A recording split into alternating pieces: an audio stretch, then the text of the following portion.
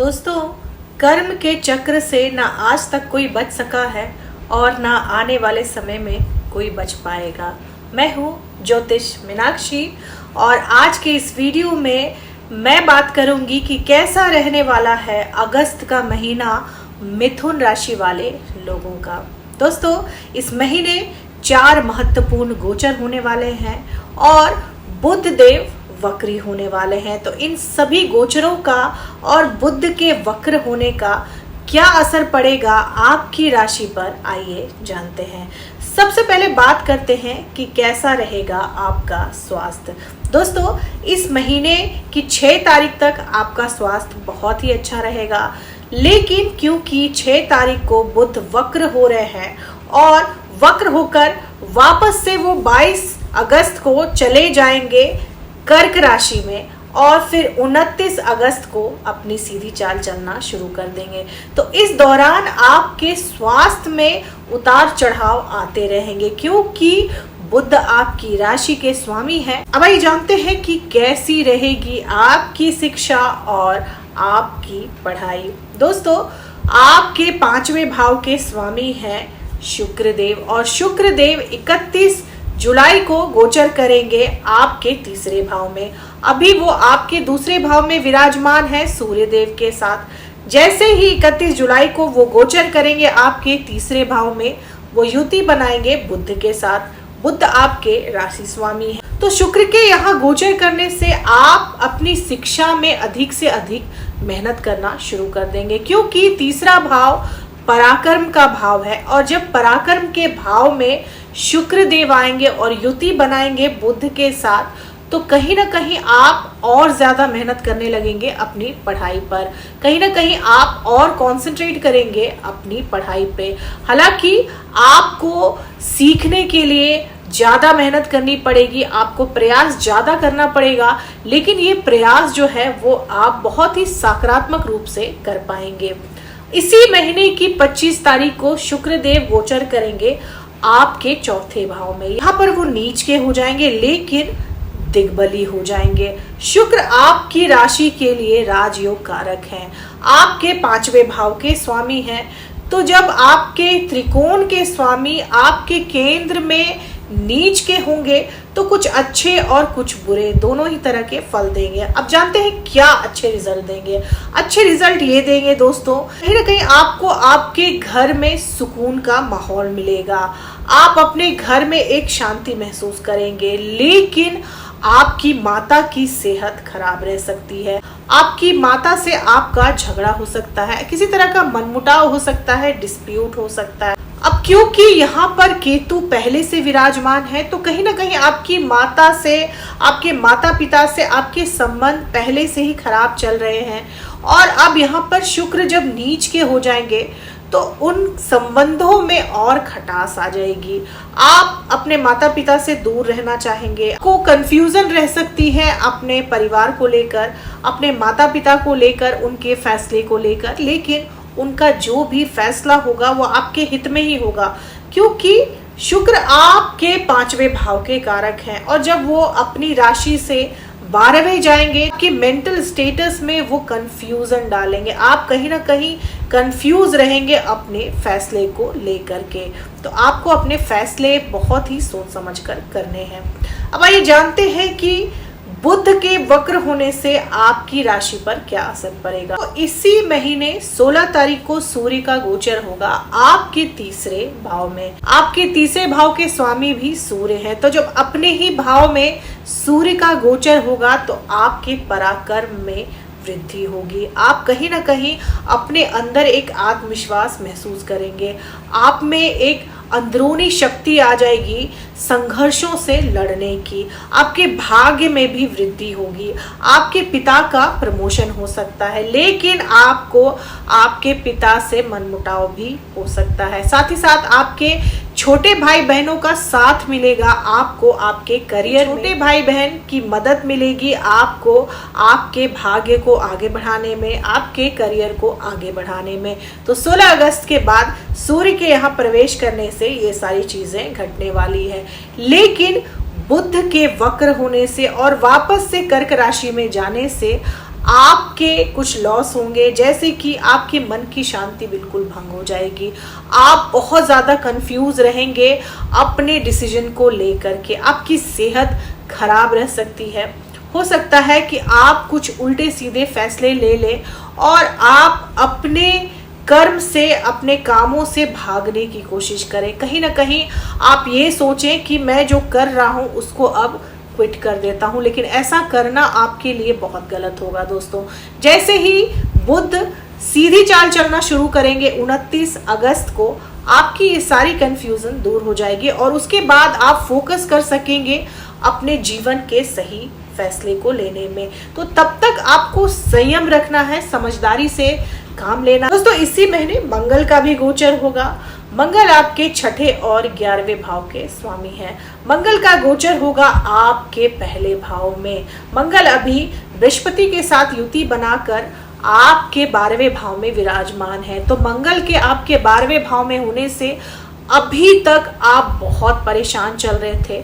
25 अगस्त तक जो परेशानियां आपको आपकी सेहत को लेकर, आपकी डिस्प्यूट्स को लेकर, आपकी प्रॉपर्टी डिस्प्यूट्स को लेकर, आपके अदालती मामलों को लेकर चल रही थी, उन सब में एक विराम लग जाएगा 26 अगस्त को। जैसे ही मंगल देव गोचर करेंगे आपके पहले भाव में, आपके लॉस को कंट्रोल करेंगे वो, लेकिन आप में एग्रेशन बहुत ज्यादा बढ़ जाएगा। आप में अचानक से क्रोध की मात्रा बहुत ज्यादा बढ़ जाएगी। आप लोगों को उल्टा सीधा बोलना शुरू कर देंगे, जो कि आपको नहीं करना है, वरना एक डिस्प्यूट से तो आप निकल जाएंगे, अपने आप को दोबारा किसी और डिस्प्यूट में आप डाल सकते हैं। आप अगर संयम रखते हैं, आप अपनी वाणी पे कंट्रोल रखेंगे, तो ये मंगल देव आपको न सिर्फ आपके डिस्प्यूट से निकालेंगे, साथ ही साथ आपको हेल्प करेंगे आपके नए बिजनेस को स्टार्ट करने में। और वो बिजनेस आप स्टार्ट कर सकते हैं अपने पुराने किसी दोस्त की मदद से। तो यहाँ पर मंगल आ करके आपके लिए नई बिजनेस अपॉर्चुनिटी ला सकते हैं, क्योंकि वो आपके 11वें भाव के भी स्वामी हैं। आप अपने पुराने दोस्तों या फिर किसी सोशल सर्कल की मदद से एक नया बिजनेस खड़ा कर सकते हैं, लेकिन आपको ध्यान ये रखना है कि आपको अपनी वाणी और एग्रेशन पर कंट्रोल रखना है। दोस्तों बृहस्पति आपके 7वें भाव के स्वामी हैं। आइए जानते हैं कैसी रहने वाली है आपकी शादीशुदा जिंदगी और आपका लव लाइफ। दोस्तों बृहस्पति आपके 7वें भाव के स्वामी हैं और वो अभी गोचर कर रहे हैं आपके 12वें भाव में। कहीं ना कहीं आप अपने स्पाउस से दूर होते जा रहे हैं, या फिर ये महसूस करेंगे कि आपका स्पाउस आपसे दूर होता जा रहा है। कहीं ना कहीं आप दोनों के बीच में एक दूरियां सी बन गई है। हो सकता है कि आपका स्पाउस किसी दूसरी जगह पर चला गया हो, नौकरी वगैरह के सिलसिले में, तो ऐसे में भी आप दोनों के बीच दूरियां आ गई हो। तो फिलहाल इस चीज से आपको राहत नहीं मिलने वाली है। इस महीने आपको इंतजार करना पड़ेगा समय के सही होने का। आपको संयम रखना पड़ेगा, आपको पेशेंस रखना पड़ेगा, क्योंकि अभी फिलहाल इस परिस्थिति में सुधार होने की कोई गुंजाइश नहीं है। हाँ, शुक्र जैसे ही आपके 3रे भाव में गोचर करेंगे, वो युवक या युवतियां जो अभी तक विवाह के लिए इंतजार कर रहे थे, विवाह के ठीक होने का इंतजार कर रहे थे, उनके लिए विवाह के प्रस्ताव आ सकते हैं, उनकी शादी ठीक हो सकती है। इसके पूरे पूरे योग बना रहे हैं शुक्र देव, जैसे ही उनका गोचर होगा आपके 3रे भाव में 31 जुलाई को, और ये संभावना बनी रहेगी 25 अगस्त तक। अब बात करते हैं कैसी रहेगी आपकी लव लाइफ। दोस्तों शुक्र देव 31 जुलाई को आपके 3रे भाव में गोचर करेंगे और फिर 25 अगस्त को गोचर करेंगे आपके 4थे भाव में। तो 31 जुलाई से लेकर 25 अगस्त तक आपके 3रे भाव में ही विराजमान रहेंगे शुक्र देव। तो शुक्र देव यहाँ पर आपकी लव लाइफ के लिए बहुत ही अच्छे रहेंगे। आप कहीं ना कहीं अपने प्रेमी या प्रेमिका को रिझाने की पूरी कोशिश करेंगे। आप दोनों के बीच में एक अट्रैक्शन बना रहेगा। आप डेट पर जा सकते हैं, आप अच्छा समय बिता सकते हैं। लेकिन जैसे ही शुक्र का गोचर आपके 4थे भाव में होगा और वो युति बनाएंगे केतु के साथ, आपके झगड़े शुरू हो जाएंगे आपके प्रेमी या प्रेमिका से। कहीं ना कहीं आप दोनों के बीच में खटपट शुरू हो जाएगी। अब आइए जानते हैं कैसा रहने वाला है आपका व्यापार, आपका भाग्य और आपका करियर। दोस्तों, आपके भाग्य के स्वामी हैं शनिदेव, और शनिदेव अभी गोचर कर रहे हैं आपके भाग्य भाव में, यानी 9वें भाव में ही। तो 9वें भाव में शनि अच्छे रिजल्ट देते हैं मिथुन राशि वालों को, लेकिन अभी वो वक्री चल रहे हैं। तो आपका भाग्य कहीं ना कहीं स्लो चल रहा है। आपको वैसे रिजल्ट नहीं मिल पा रहे हैं अपने व्यापार में या फिर अपनी नौकरी में जैसा आप चाह रहे हैं। आपको जो रिजल्ट मिल रहे हैं वो आपके प्रयास के कंपैरिजन में बहुत कम मिल रहे हैं, जिससे आप डिसअपॉइंटेड हैं, कहीं ना कहीं आप डिप्रेस्ड हैं। लेकिन आप मेहनत करते रहिए दोस्तों, आपकी परिस्थिति में सुधार जरूर आएगा। शनिदेव कहते हैं कि आप कर्म कीजिए, और जब आप कर्म करते हैं तो शनिदेव फल देने को बाध्य हो जाते हैं। आपको शनि की वक्र पोजीशन की वजह से अभी जो रिजल्ट स्लो मिल रहे हैं, जैसे ही शनि वापस से अपनी गति में आ जाएंगे, अपनी सीधी चाल चलने लगेंगे, जो मेहनत आज आप कर रहे हैं उसके उस वक्त जो रिजल्ट मिलेंगे वो कहीं ना कहीं कई गुना होंगे जितनी आपने एक्सपेक्टेशन रखी है। तो आप अभी मेहनत से पीछे ना हटे, डिप्रेस ना हो, आप अपने आप को अपने कर्म में लगाए रखें और आपके रिजल्ट आपको जरूर मिलेंगे। आपके 10वें भाव के स्वामी हैं बृहस्पति देव, और बृहस्पति देव अभी गोचर कर रहे हैं आपके 12वें भाव में, जिस वजह से भी आपका करियर जो है वो थोड़ा सा डिस्टर्ब चल रहा है। जब 10वें भाव के स्वामी 12वें भाव में गोचर करते हैं तो करियर को लेकर कहीं ना कहीं परेशानियां आती हैं।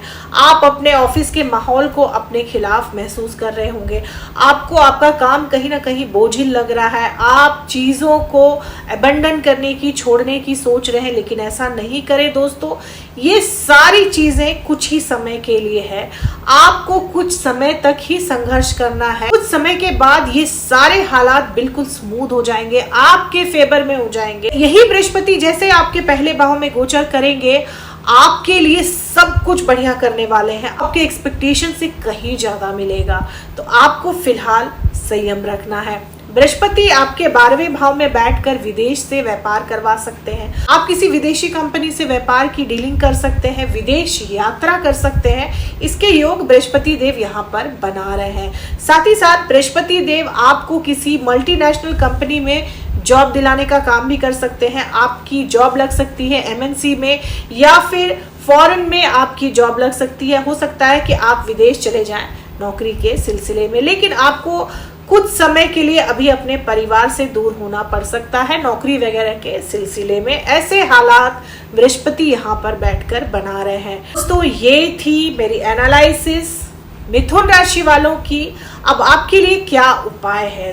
तो दोस्तों, आपको प्रत्येक बुधवार को गणपति भगवान की पूजा करनी है। हो सके तो केसरिया गणपति घर ले आइए और उनकी पूजा कीजिए, उनको ध्रुव घास चढ़ाइए। आप देखिए आपके जितने भी बिगड़े काम हैं वो अचानक से बनना शुरू हो जाएंगे। तो दोस्तों, ये थी मेरी एनालिसिस इस महीने की मिथुन राशि वालों की। वीडियो अगर पसंद आई हो तो चैनल को लाइक करें, सब्सक्राइब करें, कमेंट करें, और हाँ दोस्तों, बेल आइकन जरूर दबा दें ताकि आपको और भी इंफॉर्मेटिव वीडियोस समय समय पर मिलती रहे। धन्यवाद।